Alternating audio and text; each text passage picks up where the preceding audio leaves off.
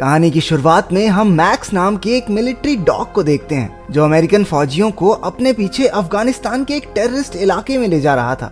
वहां के लोगों ने फौजियों को देखते ही उनके खिलाफ नारे लगाने शुरू कर दिए। इधर मैक्स कुछ सूंघता हुआ अपने मालिक काइल को एक छोटे से घर में ले आया। मैक्स काफी देर तक एक कारपेट को सूंघता रहा। उसने कारपेट के नीचे बनी वो खुफिया जगह ढूंढ निकाली जिसमें गैर कानूनी बंदूकें और हथियार छिपाए गए थे। ये साबित हो गया था कि उस इलाके के लोग आतंकवादियों को हथियार बेचते थे। अपनी ड्यूटी खत्म करके काइल बेस पर पहुंचा और अपने पिता रे और माँ पैमेला से वीडियो कॉल पर बात करने लगा। रे भी एक रिटायर्ड आर्मी ऑफिसर था। काइल के माँ बाप भी मैक्स से बहुत प्यार करते थे। हालांकि काइल के भाई जस्टिन को कुत्तों में कुछ खास दिलचस्पी नहीं थी। कुछ दिन बाद काइल को उसके सीनियर ऑफिसर्स ने बुलाया। पता चला कि जितनी बंदूकें उन्होंने जब्त की थी वो सारी ऑफिस तक नहीं पहुंची। उन्हें शक था कि काइल की टीम में से कोई हथियार चुरा रहा है। काइल ने अपनी टीम से पूछताछ शुरू की तो पता चला कि इस सब के पीछे उसके बेस्ट फ्रेंड टाइलर का हाथ है। लेकिन काइल अपनी दोस्ती खराब नहीं करना चाहता था, इसलिए उसने टाइलर को एक मौका देने की सोची। अगले दिन काइल अपने ग्रुप के साथ अगले मिशन पर जा रहा था। मैक्स उन्हें अपने पीछे एक मैदान तक ले आया और बीच में रुक गया। इधर काइल ने टाइलर से कहा कि वो उसके गैर कानूनी हथियार सप्लाई करने के बिजनेस के बारे में सब जानता है। हालांकि माफी मांगने की बजाय टाइलर ने काइल को अपना मुंह बंद करके मिशन पे ध्यान देने को कहा। उधर मैक्स आगे बढ़ता जा रहा था। वहां आतंकियों ने माइंस बिछा रखे थे जिनके फटने से अचानक धमाके होने लगे। चारों ओर हड़बड़ी मच गई। मैक्स को मुसीबत में देखकर काइल तेजी से उसे बचाने भागा। उसने टाइलर को कवर फायर देने के लिए कहा, लेकिन वो नीच उसे धोखा देकर एक चट्टान के पीछे जाकर छुप गया। बदकिस्मती से काइल दुश्मनों से लड़ता हुआ शहीद हो गया। इसके बाद सेना के कुछ अफसर काइल के परिवार को उसकी मौत की खबर देने गए। उसके माँ बाप और भाई जस्टिन को यह सुनकर बहुत गहरा सदमा लगा। काइल को आखिरी बार अलविदा कहने के लिए पूरा परिवार चर्च में पहुंचा। मैक्स को भी वहां लाया गया जो अपने मालिक को खोकर बेहद दुखी था। वो चुपचाप जाकर काइल के ताबूत के पास बैठा रहा। फ्यूनरल पूरा हो जाने के बाद जब ऑफिसर्स मैक्स को वापस ले जाने लगे तो वो बुरी तरह छटपटाने लगा और उनके साथ चलने से मना कर दिया। वो जस्टिन को पहचान कर उसके पास चला गया। उसे जस्टिन में अपने मालिक की झलक नजर आ रही थी, लेकिन जस्टिन ने आर्मी ऑफिसर्स के साथ जाकर उसे वैन में छोड़ दिया।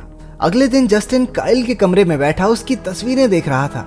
उसके पिता रे ने आकर उसे दिलासा देने की कोशिश की, लेकिन जस्टिन गुस्से में आकर अपने पिता को ही काइल की मौत का दोषी ठहराने लगा। तभी पैमेला ने आकर उन्हें बताया कि मिलिट्री ने मैक्स को मार देने का फैसला लिया है। बिना वक्त गवाए वो तीनों मैक्स से मिलने डॉग शेल्टर पहुंचे। उन्हें पता चला कि मैक्स काफी खूंखार होकर आपे से बाहर हो चुका था। काइल की मौत के बाद से वो सदमे में था और किसी भी इंसान के उसके पास जाते ही वो उस पर अटैक कर देता। लेकिन जैसे ही जस्टिन ने कमरे में कदम रखा, मैक्स शांत होकर जमीन पर बैठ गया। मैक्स उसके ऑर्डर्स मानता था क्योंकि वो काफी हद तक काइल जैसा दिखता था। उसे जस्टिन के साथ खुश देखकर रे ने उसे अडॉप्ट करने का फैसला लिया। लेकिन घर पहुंचकर रे ने कहा कि क्योंकि मैक्स एक खूंखार जानवर है, इसलिए वो उसे घर के अंदर नहीं रख सकते। उन्होंने मैक्स को बाहर ही गार्डन में बांध दिया। रात के समय मैक्स जोर जोर से भौंकने लगा। उसके शोर मचाने की वजह से पूरा परिवार और आस पड़ोस के लोग भी बहुत परेशान हो रहे थे। ना चाहते हुए भी जस्टिन बाहर मैक्स के पास आया। उसे देखते ही मैक्स ने भौंकना बंद कर दिया। अब तो वो जस्टिन को वापस जाने ही नहीं दे रहा था, इसलिए जस्टिन मैक्स के पास ठीक वैसे ही लेट गया जैसे काइल लेटा करता था। जस्टिन के सो जाने के बाद मैक्स पूरी रात उसकी रखवाली करता रहा। अगली सुबह जस्टिन अपने दोस्त चूई और उसकी कजन कार्मेन से मिला। कार्मेन को कुत्ते बहुत अच्छे लगते थे। जस्टिन ने उन्हें बताया कि मैक्स को संभालना उसके लिए बहुत मुश्किल हो रहा है, तो कार्मेन ने कहा कि वो मैक्स को ट्रेन करने में उसकी मदद कर सकती है। अगले दिन कार्मेन और चूई उसके घर आए। कार्मेन ने जस्टिन को कुत्तों के पास जाने की ट्रेनिंग दी और उन्हें कंट्रोल करना भी सिखाया। कुछ ही घंटों की प्रैक्टिस में जस्टिन मैक्स को अपने साथ साथ घुमाने लगा। रात को जब सभी डिनर कर रहे थे तो अचानक बाहर से मैक्स के जोर जोर से भौंकने की आवाजें आने लगी। तभी दरवाजे पर घंटी बजी। जस्टिन ने देखा कि दरवाजे पर टाइलर था। उसके माँ बाप टाइलर को देखकर बहुत खुश हुए। पूछने पर टाइलर ने बताया कि एक मिशन के दौरान उसे काफी चोटें आई थी, इसलिए वो थोड़ा आराम करने के लिए घर वापस आया है। बाद में वो टाइलर को मैक्स से मिलाने ले गए तो मैक्स उसे देखकर जोर जोर से भौंकने लगा और आपे से बाहर हो गया। गुस्से में मैक्स ने अपनी चेन तोड़ डाली और टाइलर पर हमला कर दिया। बड़ी मुश्किल से जस्टिन और कार्मेन ने उसे शांत किया और टाइलर की जान बचाई। असलियत तो ये थी कि मैक्स अपने मालिक काइल की मौत को भूला नहीं था और उसके अंदर टाइलर से बदला लेने की आग जल रही थी। अगले दिन जस्टिन मैक्स को घुमाकर वापस आया तो वहाँ एक पिंजरा रखा हुआ था। उसकी माँ ने बताया कि ये पिंजरा मैक्स के लिए है ताकि वो किसी और पर हमला ना कर सके। अगले दिन टाइलर ने रे से उनके वेयर हाउस में अपना कुछ काम करने की इजाजत मांगी। क्योंकि वो उसे अपने बेटे जैसा समझता था तो रे ने भी उसकी बात खुशी खुशी मान ली। बाद में जब उसने टाइलर से काइल की मौत के बारे में पूछा तो टाइलर ने झूठे आंसू बहाकर कहानी सुनाई कि काइल की मौत का जिम्मेदार तो मैक्स है। वो काइल के मना करने के बाद भी डेंजर जोन में चला गया और उसे बचाने के चक्कर में काइल मारा गया। ये सुनते ही रे गुस्से से लाल हो गया और मैक्स को मारने के लिए भागा। उसने अपनी बंदूक निकाली और ट्रिगर दबाने ही वाला था कि जस्टिन ने ऐन वक्त पर आकर उसे रोक दिया। अगले दिन जस्टिन फौज के डॉग शेल्टर में पहुंचा। वहां उसे काइल का दोस्त सार्जेंट रियस मिला, जिसने बताया कि मैक्स उनका आज तक का सबसे बेहतरीन मिलिट्री डॉग है। उसके मुताबिक मैक्स कभी भी काइल को चोट नहीं पहुंचा सकता। उसने ये भी बताया कि टाइलर को कोई चोट वोट नहीं लगी, उसे तो नौकरी से सस्पेंड किया गया है। उसने चूई और कार्मेन के साथ मैक्स की ट्रेनिंग के समय की वीडियोस देखी। तब उसे पता चला कि मैक्स काइल के कितना करीब था। उसे अब पूरा यकीन हो गया था कि मैक्स की वजह से काइल की जान नहीं जा सकती। तभी वहां चूई का दूसरा कजन एमिलियो आ गया।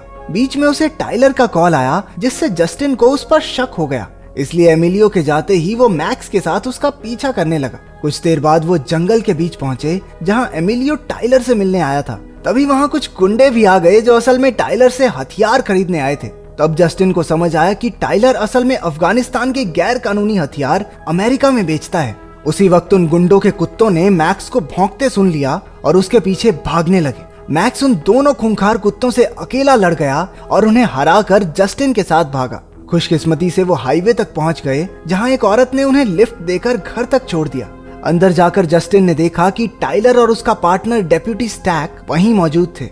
वो जस्टिन की साइकिल को जंगल में देखकर समझ गए थे कि वो उनके बिजनेस का राज जान चुका है। स्टैक ने अपने हाथ पर झूठी चोट दिखाकर इल्जाम मैक्स पर लगा दिया। उन्होंने जस्टिन के माँ बाप से शिकायत करके कहा कि वो जल्द से जल्द मैक्स को कहीं दूर भेज दें। जब जस्टिन नहीं माना तो टाइलर उसे अपने साथ अकेले में ले आया और उसके पूरे परिवार को जान से मारने की धमकी दी। अपने परिवार की जान बचाने के लिए जस्टिन मैक्स को भेजने के लिए राजी हो गया। कुछ ही देर में डॉग शेल्टर के लोग आकर मैक्स को ले गए। इसके बाद टाइलर काम पर था जब रे ने उससे पूछा कि बिना उसकी इजाजत के उसने स्टोरेज यूनिट का इस्तेमाल क्यों किया। असल में उस स्टोरेज यूनिट का इस्तेमाल टाइलर गैर कानूनी हथियार रखने के लिए करता था, लेकिन उसने झूठ कह दिया कि वो जगह उसका एक दोस्त इस्तेमाल कर रहा है। उधर मैक्स डॉग शेल्टर में कंट्रोल से बाहर हो रहा था। वो सिक्योरिटी गार्ड्स पर हमला करके सबको चकमा देकर वहां से भाग गया। रात को रे जस्टिन से बात करने आया, लेकिन वो कुछ नहीं बोला। रे समझ गया कि जस्टिन जरूर कुछ ना कुछ छुपा रहा है, लेकिन जस्टिन बहुत डरा हुआ था, इसलिए उसने पूछने पर भी कुछ नहीं बताया। बाद में रे अपने स्टोरेज यूनिट पर पहुंचा जहां उसने टाइलर और स्टैक को ट्रक में बंदूकें रखते हुए रंगे हाथों पकड़ लिया। उसके कुछ करने से पहले ही एमिलियो ने उसे बंदूक की नोक पर बंदी बना लिया। उधर पैमेला को रे का मैसेज आया कि वो आज रात अपने हंटिंग हाउस में रुकेगा, लेकिन पैमेला के मुताबिक उनका कोई हंटिंग हाउस था ही नहीं। जस्टिन चूई और कार्मेन के साथ अपने पिता को ढूंढने निकल पड़ा। उन्हें स्टोरेज यूनिट्स का ताला टूटा हुआ मिला। मैक्स ने ताला सूंघा और उन्हें रे की ओर ले जाने लगा। पूरी रात इधर उधर ढूंढने के बाद जस्टिन और उसका ग्रुप एक सुनसान जगह पर पहुंचे। उन्होंने टाइलर को उसके साथियों के साथ हथियार बेचते देखा। रे भी उन्हीं की कार में बैठा था। जब तक जस्टिन और चूई टाइलर पर नजर रखे हुए थे, कार्मेन जल्दी से पुलिस को बुलाने चली गई, लेकिन टाइलर के कुत्तों ने जस्टिन को सूंघ लिया और उन पर हमला करने के लिए भागे। लेकिन इस बार भी अपने मैक्स ने उन दोनों कुत्तों को पेल दिया। इधर टाइलर और एमिलियो जंगल में जस्टिन के पीछे भागे। रे ने भी मौका देखकर स्टैक पर हमला करके खुद को आजाद कर लिया। जल्द ही मैक्स और जस्टिन भी वहां पहुंच गए। दोनों बाप बेटे का दिल एक दूसरे को देखकर भर आया, लेकिन खतरा अभी टला नहीं था। उन्होंने प्लान बनाया कि दोनों अलग अलग रास्तों से जाकर टाइलर को चकमा देंगे। दूसरी तरफ स्टैक अपनी कार में बैठकर बाप बेटे को ढूंढने निकला। उसने रे को देखकर उस पर गाड़ी चढ़ाने की कोशिश की, लेकिन रे ने उस पर गोली चला दी। गाड़ी ब्रिज के नीचे जा गिरी और जोरदार धमाका हुआ। उधर टाइलर ने जस्टिन को पकड़ लिया। वो उसे जान से मारना चाहता था क्योंकि जस्टिन की वजह से उसकी बनी बनाई डील खराब हो गई। उसी वक्त मैक्स ने टाइलर पर जोरदार हमला बोल दिया। उसने झपट कर टाइलर को ब्रिज से नीचे नदी में गिरा दिया। सही वक्त पर कार्मेन पुलिस के साथ पहुंच गई और सारे बदमाश पकड़े गए। आखिर में जस्टिन और मैक्स काइल की कब्र पर खड़े थे।